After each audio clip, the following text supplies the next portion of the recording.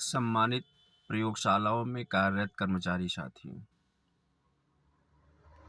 साथियों, आप सब प्रयोगशालाओं में जांचें करते हैं। आप प्रयोगशालाओं में जो भी व्यवस्थाएं दी गई हैं उसको सुचारू रूप से संचालित करते हैं। साथियों, हम लोग चाहे लैब टेक्नीशियन हो, चाहे लैब असिस्टेंट हो, सरकार द्वारा जो भी दायित्व दी जाती है उसको निर्वहन करने में पीछे नहीं हटते। साथियों, आप सब जानते हैं कि लैब टेक्नीशियन में 25% पोस्ट प्रोन्नत से भरे जाने हैं, जो कि शासनादेश भी हो चुका। शासनादेश के कार्यान्वित होने के लिए उत्तर प्रदेश की माननीय कैबिनेट द्वारा भी नियमावली में संशोधन कर दिया गया। कुछ हमारे साथी जो 2016 से ही कोर्ट में ले गए थे, जो संघ के पदाधिकारी थे, माननीय न्यायालय से भी रास्ता हर चरणों में साफ होता चला गया। ।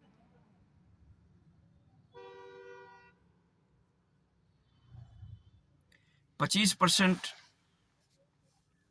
पोस्ट को रोकने के लिए पुनः कुछ साथी दिग्भ्रमित होकर के माननीय न्यायालय में चले गए, जो अपने को लैब टेक्नीशियन संघ के पदाधिकारी बताते हैं। साथियों, कौन नहीं चाहता कि हमारा कुनबा बढ़े? कौन नहीं चाहता कि संवर्ग जो लैब में कार्यरत कर्मचारी हैं, चाहे वो लैब टेक्नीशियन हो, चाहे लैब असिस्टेंट हो, उनकी संख्याएं बढ़ें तो ज़्यादा अच्छा होगा। लेकिन कुछ ऐसी मानसिकता के लोग हैं को जो उनको संख्याओं में वृद्धि पर भी एतराज है। जिन जिन बिंदुओं पर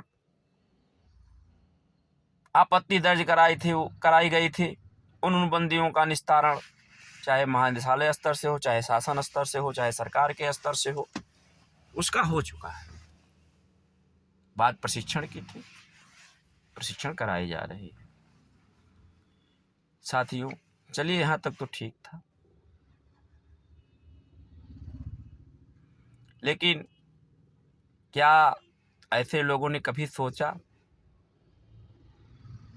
कि जिन पीएससी, सीएससी या एएनएम सब सेंटरों पर लैब टेक्नीशियन के पोस्ट क्रिएट नहीं हैं, उन पर क्या कभी इस प्रकार की मांग की गई कि उन पर लैब टेक्नीशियन के पोस्ट क्रिएट किए जाए? नहीं की गई। एक छोटी सी मात्रा 25% की प्रमोट क्यों हो रहे हैं, उस पर उनको आपत्ति है। साथियों, मेरा मानना है कि सब सेंट्रल लेवल तक लैब टेक्नीशियन के पोस्ट क्रिएट किए जाए। आप मानिए, जो हमारे लैब टेक्नीशियन के कोर्स कर करके बैठे हुए हैं भाई लोग, उनकी नियुक्ति हो सकती है। आने वाली पीढ़ियों के बारे में सोचना चाहिए। जो हमारे भाई संविदा पे बैठे हुए हैं, उनके बारे में भी सोचना चाहिए कि उनकी नियुक्ति अस्थायी रूप से हो सके। जब तक हम सीटों के वृद्धि के बारे में नहीं सोचेंगे, तब तक कदापि संभव नहीं है। ये लिमिटेशन होती चली जाएगी, सीटें कम होती चली जाएंगी। आज अवस्था ऐसी आ गई है कि प्रत्येक जनपद की लगभग जिला चिकित्सालय मेडिकल कॉलेज में परिवर्तित हो गए हैं। चिकित्सा एवं स्वास्थ्य सेवाएं के अंतर्गत आने वाले लैब टेक्नीशियन की पोस्ट खत्म हो गई है। क्या उस पर विचार नहीं करना चाहिए कि संख्या बढ़ रही है कि घट रही है? हमको विचार करना चाहिए, सरकार के पास मांगे प्रस्तुत करनी चाहिए।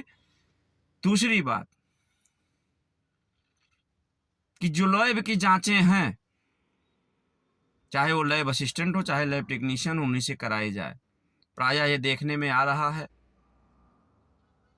कि चाहे सीएचओ हो, चाहे एएनएम हो, चाहे आशा हो, उनसे जांचें लैब की कराई जा रही हैं, जो कि हम लोगों के लिए, हमारे लैब कर्मचारियों के लिए दुखद है।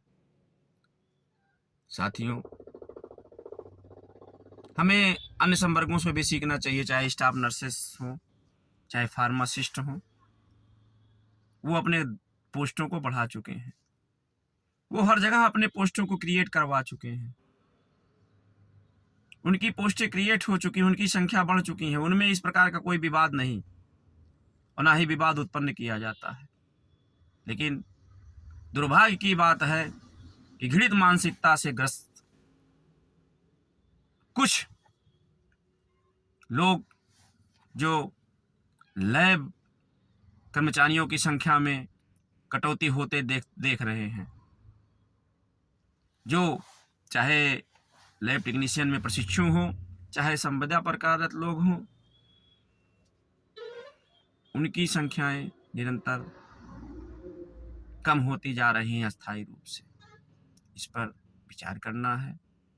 जो जांचें हम लोग करते हैं, जो जांचें लैब टेक्नीशियन लैब असिस्टेंट के लिए निर्धारित हैं, उनको उन्हीं से कराया जाए। यदि जहां पर नहीं है वहां पर नियुक्ति की प्रक्रिया चालू की जाए। जहां पर पोस्ट स्थापित ना हो वहां पे पोस्टों को स्थापित कराया जाए। इस पर हमारा ध्यान देना चाहिए।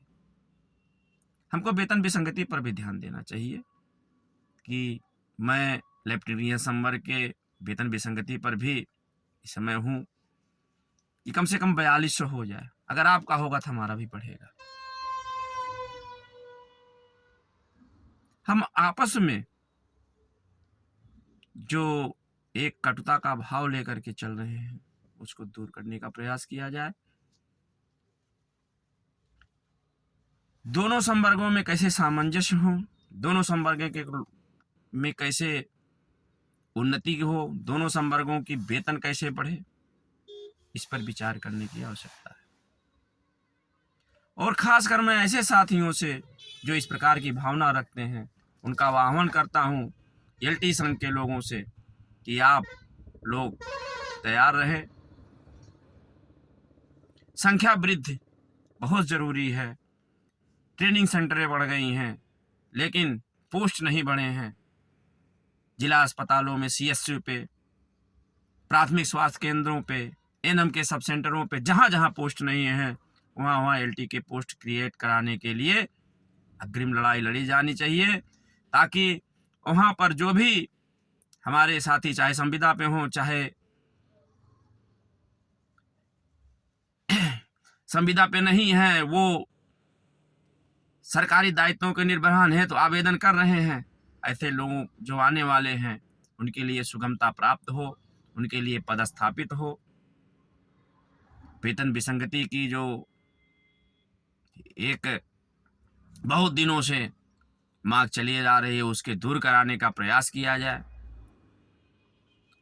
मैं आप लोगों से आग्रह करता हूं कि आप लोग एक बार जरूर इन बिंदुओं पर विचार करें कि कैसे लैब कर्मचारियों की समस्याओं का पदस्थापन का कार्य आगे बढ़ सकता है। विचार जरूर करें सभी लोग। इसी के साथ मैं अपनी वाणी को विराम देता हूं और यह आशा करता हूं कि लैब में कार्यरत कर्मचारियों के जो भी समस्याएं हैं उसको दूर कराने में हम लोग आगे ही बढ़ते रहेंगे। जय हिंद, जय भारत।